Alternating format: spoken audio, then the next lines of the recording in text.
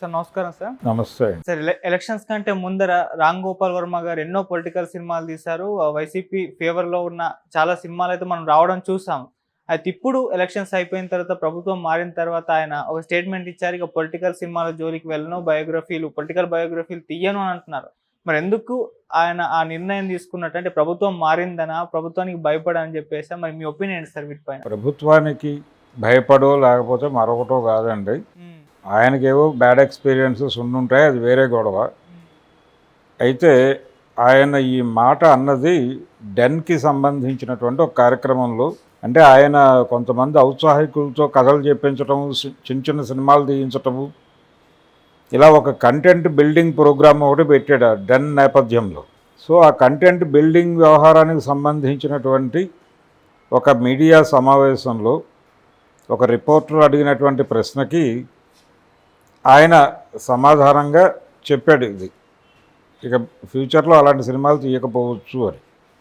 అయితే ఆ అడిగిన రిపోర్టర్ ముఖం కనిపించలేదు, కానీ అడిగిన పద్ధతి కొంత ఇరిటేటింగ్గా ఉంది. ఇరిటేటింగ్గా ఉండటం అంటే ఇన్ ది సెన్స్, ఇప్పుడు ఎలా జస్టిఫై చేసుకుంటారు మీరు? పవన్ కళ్యాణ్ని రెడిక్యూల్ చేసి చూపించారు కదా, లోకేష్ని రెడిక్యూల్ చేసి చూపించారు కదా, చంద్రబాబుని కూడా అలాగే చూపించారు కదా, ఇప్పుడు ఎలా జస్టిఫై చేసుకుంటారు అని ఈయన గుచ్చి అడిగాడు. అంటే ఇప్పుడు ఎలా జస్టిఫై చేసుకోవడం ఏమిటి? ఆ సినిమా తీసినప్పటి మూడు వేరు, అప్పటి కండిషన్స్ వేరు, అప్పటి ఆలోచన వేరు. ఇప్పుడు వాళ్ళు అధికారంలోకి వచ్చారు, దానికి దీనికి పోలికేముంది?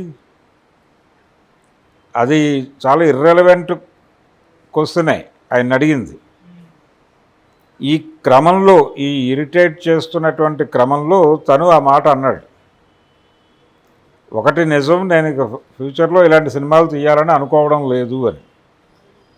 రామ్ గోపాల్ వర్మ థియరీ ప్రకారం, జనరల్గా తను ఫాలో అయ్యేటువంటి థియరీ ఒకటి, ఏది ఎవరు అడిగినా కానీ, అంటే ఒక దశలో ఆయన ఒక దాదాపు ఒక పవర్ స్టార్తో సినిమా చేశాడు.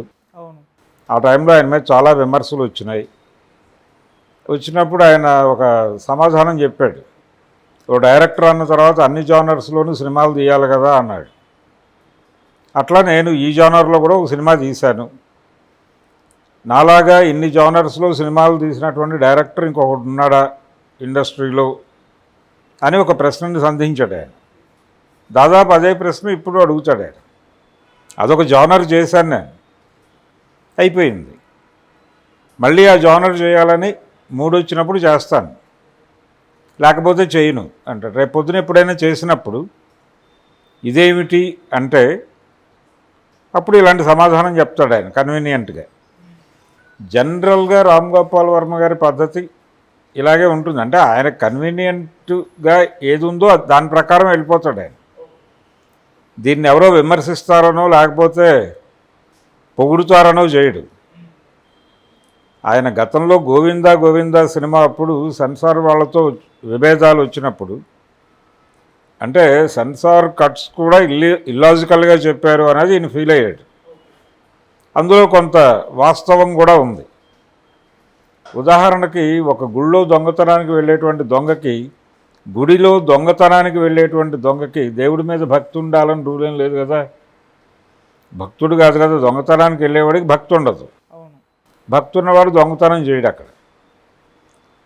సో అతను భక్తి లేనివాడు చెప్పులు వేసుకుని లోపలికి వెళ్తాడు కదా, ఇబ్బంది పడ్డ కదా, భక్తుల్లాగా మొత్తం అన్నీ విప్పి అన్ని సిద్ధాంతాలు పాటించి వెళ్ళడు కదా పూజ చేసి. సెన్సార్ వాళ్ళు దాన్ని అభ్యంతరం పెట్టారు, షూ వేసుకుని గుళ్ళోకి ఎలా వెళ్ళినట్టుగా చూపిస్తారు మీరు అని. అక్కడ కొంచెం సెన్సార్ వాళ్ళ పద్ధతితో చిన్న విభేదం ఏర్పడింది తనకి. దాంతో కొంచెం కాంట్రవర్సీ అయింది. ఆ టైంలో అసలు తెలుగులో సినిమాలు తీయను అన్నాడు ఆయన. అన్న తర్వాత కొద్ది రోజులకే సినిమా చేశాడు. ఇలా ఉంటుంది ఆయన ధోరణి. అంతే తప్ప ఆయన ఏదో ఈ మాట అనేసాడు కాబట్టి మళ్ళీ పొలిటికల్ సినిమా చేయడు అని అనుకోనక్కర్లేదు. రెండోది, అడిగినటువంటి రిపోర్టర్ ధోరణి ఎలా ఉందంటే, ఇప్పుడు మీరు వాళ్ళకు అనుకూలంగా మీరు ఎవరినైతే పొగిడారో వాళ్ళని రెడిక్యూల్ చేస్తూ ఏమైనా సినిమాలు తీస్తారా అన్న టోన్లో కూడా కొంచెం కార్నర్ చేసే ప్రయత్నం చేశాడు.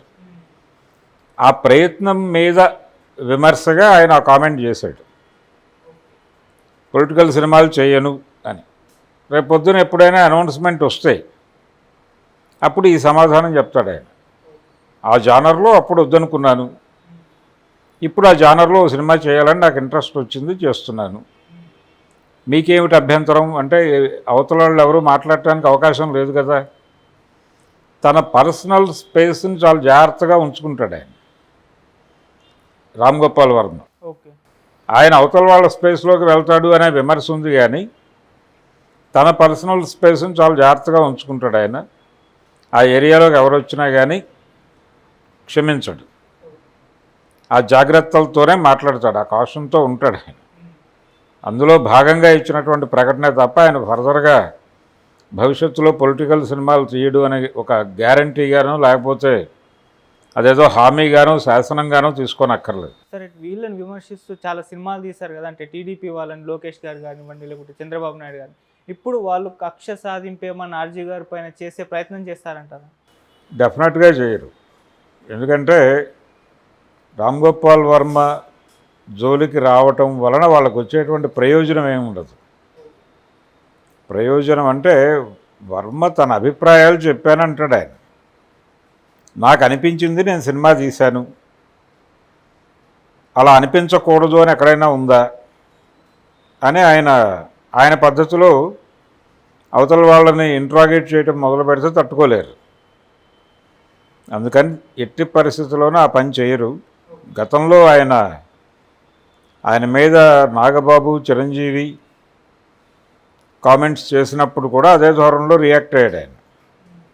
అందుకని ఇప్పుడికిప్పుడు ఆయన మీద ఏదో కక్ష సాధింపు చర్యలు అవి డెఫినెట్గా పెట్టుకోరు. ఇతర కార్యక్రమాల మీద దృష్టి పెడతారు వాళ్ళు.